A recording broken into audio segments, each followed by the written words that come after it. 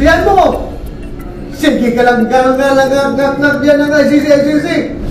Sige! Go ahead! Kahit sumama ka pa, mag-serve ng warrant.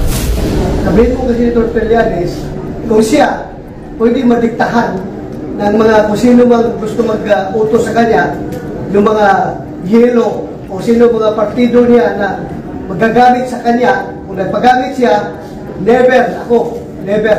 Sabihan mo, si Dr. Trillanes, kung ikaw isang senador na nagpapagamit sa iyong political party, sa iyong partido, para manira ng mga kalaban ninyo sa politika, wag ako. I can never be used. I swear to God, nobody dictated me. Nobody. Not even President Duterte, hindi tumawag sa akin. Walang malang kahit kunting nihaw-niho para sa kaso na ito, para sa investigasyon na ito. Wala.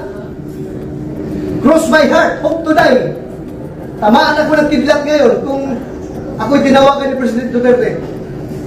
That's how frank I am to you. That's how honest I am to you. Kaya ikaw, Trillanes, kung napagamit ka noon sa mga political party mo, yung yelo mo na partido, para siraan ang iyong mga political enemy na ginawa mo kay President Duterte noon, wag ako. I can never be used by President Duterte kung sila naglalaban, sila nag-aaway ni President Marcos. Hindi ko ako magpapagamit at hindi ako pwedeng gamitin. Sir, so you're saying you will never be a part of any plan to oust the government? I am a rightist. I am a rightist. I don't want to destroy the existing establishment. Sumusunod po ako ng batas.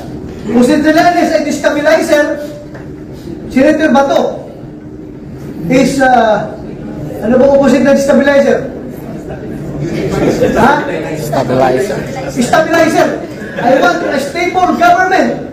I want a stable dispensation. Ayaw ko po na masira yung ating gobyerno. Kung masira ating gobyerno, masira ating pamumuhay.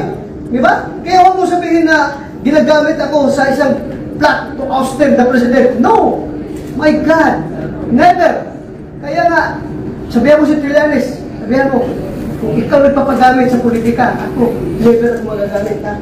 Kung ikaw ginagamit ka noon ng political party mo para siraan si President Duterte, para gibain ang administrasyon ni President Duterte, ako, hindi ako magagamit ni President Duterte. Kita ni Trillanes. Sundan ko lang po yung line of questioning ni Sir John. Ang sabi po ni former Senator Trillanes kanina is, the ICC warrants po will be issued by June or July this year. Will you get your statement or reaction? Ang sabi po ni former Senator Trillanes is, maaari na daw pong mailabas ang ICC warrant by June or July. Go ahead, make my day, Mr. Trillanes! Bihan mo! Sige ka lang, ngak yan ang ICC. Sige! Go ahead! Kahit sumama ka pa, mag-serve ng warrant. Sumama ka, ikaw mismo magpusa sa akin.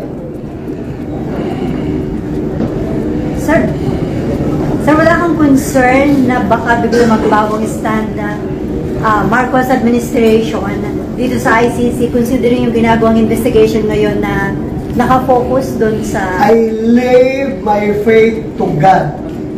Ano sabihin ni Lord, na hanggang dyan ka lang, magkakulong ka na, wala akong magawa.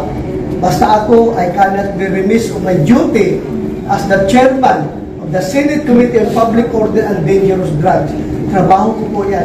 Hindi po ako pwede magbibingi-bingihan sa mga issue na yan.